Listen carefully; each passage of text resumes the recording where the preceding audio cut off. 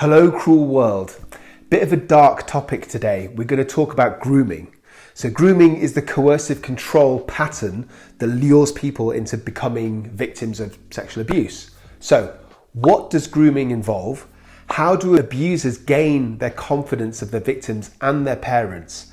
And what happened in the case of the abusive allegations against Brian Warner, also known as Marilyn Manson? And also, what happened in the case of Wales's most prolific paedophile, and how was I personally involved?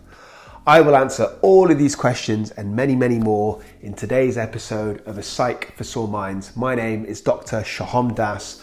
I'm a consultant forensic psychiatrist. I assess mentally disordered offenders for a living so that you don't have to. But feel free to call me the ominous Sohominous. So grab your pepper spray, sit back, relax, and welcome to A Psych for Sore Minds. By the way, if you've kind of accidentally clicked on this for some tips onto how to style your hair and to trim your beard, then I would definitely click off, because I'm afraid we're about to talk about a much more shadier form of grooming. So let's start with the basics. What is grooming? It's the process of when an abuser selects a victim and then he gains access to them by isolating them. And in the case of a minor, they tend to develop trust in the victim and also the other adults within that minor's life. And then the next stage is to desensitize the victim into sexual and physical contact. Then after all of the abuse, the offender might use strategies to kind of facilitate future sexual abuse and also to prevent being found out, prevent disclosure. Mostly people think that this just happens in children or in adolescents, but actually there are examples of this happening in adults as well. Can you please tell us about such a case, Dr. Das? Patience, dear viewers, I was just about to get to that. So the actress Evan Rachel Wood has spoken out against the alleged abuse of her abuser, Brian Warner, also known as the musician Marilyn Manson. He reportedly started grooming her when she was a teenager, and Evan met Manson when she was only 18 and he was 36. And apparently he abused her and he also gaslighted her. By the way, if you want to know more on what gaslighting is and about the psychological processes, and if you want to hear about a hypothetical case, then you've got to go check out my other video, which is somewhere on this channel. So Manson brainwashed his victim and he kind of manipulated her into submission. And since then, at least 4 other women have raised allegations against Manson, including sexual assault and psychological abuse. He even allegedly made threats on the victim's life. After all this, he was dropped by his record label despite him denying this. And in August 2018, the district attorney declined to pursue the case further due to a lack of evidence. And they blame it on Marilyn and the heroin. Where were the parents at? And now look where it's at, middle America. Now it's a tragedy. Now it's so sad to see an upper class city having this happen. Sorry, I apologise. So what do you think, dear viewers? Do you think it's fair to point a finger, a black nail polish finger at Marilyn Manson? Are you in the category of there's no smoke without fire, or innocent until proven guilty? Let me know your thoughts in the schmomment schmeckschm below. You Bombay. Now let's move on and let's look at the sexual grooming model, which is basically the process, the stages of this process. So the first stage is victim selection. So the perpetrator identifies somebody that they see as a target, that they see as vulnerable. And the perpetrator is often much more older and more experienced, just in the case of Marilyn Manson and Evan. And they ideally target somebody who's already a bit isolated, already a bit kind of marginalized from society. So it could be, for example, somebody who's a bit lost, somebody who doesn't have like parental or familial support. Perhaps the victims have some sort of substance misuse issues. All of these are factors that kind of just makes them easy prey. Step 2 is gaining access and isolating the victim. So they distance them from friends and family and maybe prevent them from working or socializing. Then step 3 is about developing trust. So often the abuser comes across as like charming and charismatic, and even successful to other people. And they'll make the victim feel special, and they'll tell them that they're in love with them, and this might be appealing to younger individuals, perhaps naive individuals who've never been in love. And then step 4 is all about desensitizing them. So they desensitize the victims to touching, to sexualized behavior. And this is about kind of gradually breaking down the barriers so that in the victim's head, the lines are kind of blurred.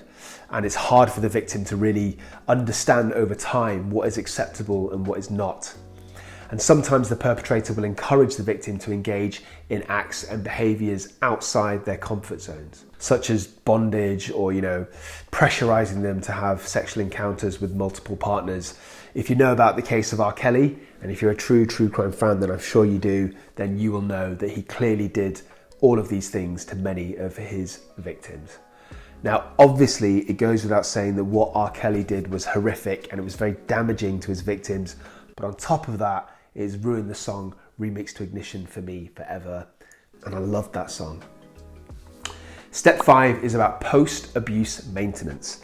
So the perpetrator used their behavior to continue the abuse and also to kind of avoid detection.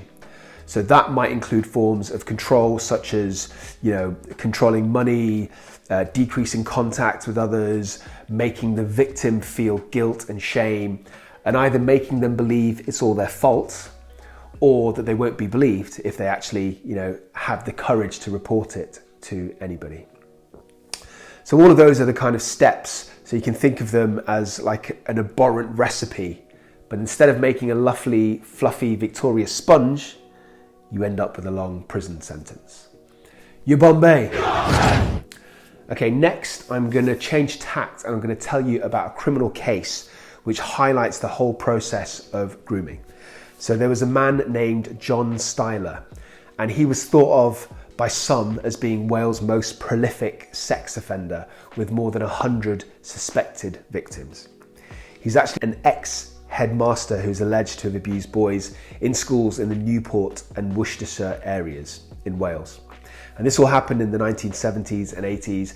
This man actually killed himself in Newport in 2007 after denying the allegations. So he was never criminally formally found guilty of these charges, but once again, there's no smoke without fire, and then he committed suicide. Let's just say it's not a good look. So there were a number of civil court claims against Newport Council for not protecting the victims when they were children. And I actually assessed a number of Styler's victims who are all now men in their 50s. I did this as an expert witness, as a psychiatrist for the civil court. So just to be clear, this is not a criminal trial. I didn't assess Styler in person because he committed suicide many years ago, but it's a civil trial. So the victims are suing the council. So my assessment helps kind of determine the amount of psychiatric damage that the victims have experienced, which in turn affects the amount of compensation that they get. Now, I will not get into any individual cases, that's out of respect for patient confidentiality. However, just to give you a little insight into my line of work, I will make some broad comments. So the reason that I chose Jon Styler's case, aside from my personal involvement, is because his approach to grooming was kind of, textbook. He was quite a cool teacher. He had like a sports car. He was fairly dapper. He was very friendly. Everybody knew him in the local community, including the parents of his victims who often liked him. So I'm going to turn down the joke meter a bit because obviously this is a serious topic. No more jokes for this bit. So Styler was a headmaster and he would cherry pick some of the boys from his school as being gifted, and he would offer them like these private lessons in his office. And he would coax them into playing with his genitals and performing oral sex. And Styler gave them the impression of being special and that these were these kind of private activities, and made them feel that they were like this secret privilege that they had earned. He also did lots of other dodgy activities, such as giving particular children lift to his school and having them spend a couple of hours at his house after school, and he would go away on camping trips and he would share tents with some of his victims. So I'm sure you can imagine what went on, allegedly. So a lot of his victims thought that it was like a secret, and given their age, most of them were between 7 and 10 years old, they didn't really understand what was going on, so they didn't disclose this information at the time. Also, as I mentioned before, this happened very gradually over many meetings with this kind of exponential type of abuse, and because it happened so slowly, the victims didn't really appreciate that it was wrong. This is unquestionably already a pretty sickening case. But what I find even more disturbing is that apparently the other teachers knew, or at least suspected, that Styler was abusing children, although nobody came out and said this, and he was just kind of moved around schools, and he went to different geographical areas, and he continued his abuse. So it goes without saying that this is not enough, and there should have been criminal investigations, and just by kicking him out of one school, they might have been kind of protecting those particular students at that time, but obviously that's a very callous thing to do in terms of his future potential victims. And it's reminiscent of a certain religious institute's attitudes towards predatory sex offenders within its ranks. I'm sure you know what I'm talking about. So I have to say, from an emotional perspective, it was really quite shocking. I was sitting in a room and I was talking with these poor men about their terrible experiences, many of whom had pushed them to the back of their minds for decades. But what struck me from a purely clinical perspective is that from my psychiatric assessments, there was a whole range of mental health outcomes of the victims, despite the fact that the abuse was actually very similar between them all. I'm going to tell you about that, but before I do, let me quickly introduce you to this channel. This is a Psych for Sore Minds. My name is Dr. Sohom Das. I'm a consultant forensic psychiatrist. I assess defendants in prisons and in courts and in secure psychiatric units. You can call me the ominous Sohominous. I'm your favourite Asian British London-based forensic psychiatrist, or at least in your top 3 guaranteed. This channel covers a variety, a smorgasbord of topics related to criminality or mental illness and the crossroads between the two. So if you're a fan of true crime or mental illness, you gotta go check it out. And I implore you to subscribe, because if you do, not only will it help me out immensely, but it will actually significantly improve your dancing. Guaranteed that you can be able to throw shapes like a boss or your money back. Okay, back to the victims of Styler who I assessed. Most of them suffered from post-traumatic stress disorder. So to briefly summarize, this is a disorder that's often misunderstood. It's not just about feeling uncomfortable about previous trauma. It's a lot more than that. There has to be core symptoms, such as reliving the actual traumatic experience in the form of flashbacks or nightmares. There has to be emotional numbness. There has to be like an avoidance of scenarios that remind the victim of the trauma. So for example, a couple of Styler's victims who I assessed, they couldn't be in the school environment. It triggered their flashbacks when they were in that environment, so they avoided the settings. Even when they had kids, they wouldn't go to parents' evening, for example.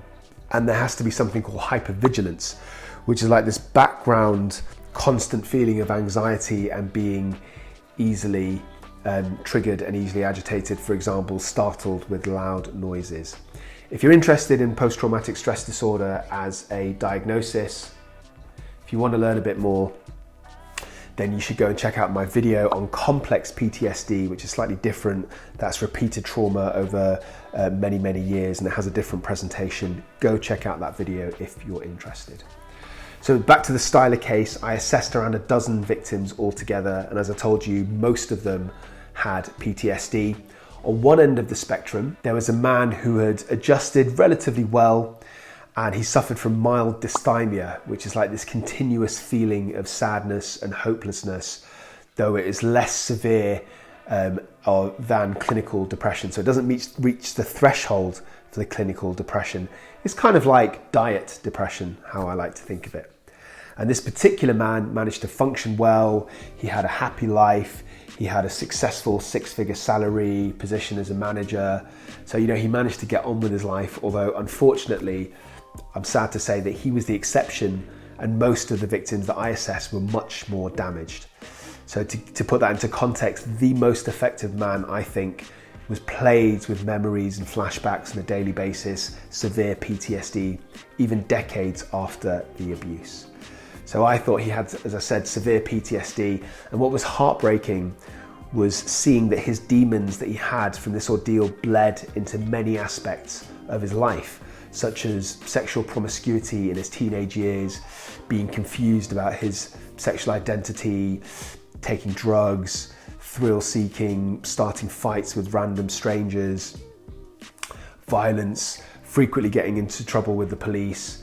So my role was to try and differentiate what was caused in this man by the abuse versus what happened due to his natural personality and what's likely to have happened anyway. Because obviously, in terms of compensation, the council are going to pay for the psychiatric damage caused by the abuse, but not for the other bit. Anyway, let's keep it moving to the 𝐘𝐻, because I ain't got no time for shucking and jiving. So to conclude, what did we learn? We learned about what grooming actually involves. We learned about the processes and the individual steps. We learned about the case of the abuse allegations against Marilyn Manson. We learned about the case of Jon Styler, who is thought to be one of Wales' most prolific paedophiles. And actually, if you're interested, I'm going to do a follow-up video on this channel about the warning signs that your child is to be groomed, including behaviours that the perpetrator might commit towards the parent. Keep watching this channel. New videos are uploaded every Tuesday and every Friday at 6 p.m. Check out my book. It's going to be called Into Minds. I'm going to be discussing a whole range of topics, a bit like this channel, but much more of a kind of deep dive, much more autobiographical, loads more of my real life cases. Go cop a copy of that from March 2020. Until next time, please encourage your friends and families to watch this channel and to subscribe. I need the love, I need the attention, because I am a deeply insecure man. Until next time, stay euthymic, and do not forget, I love you.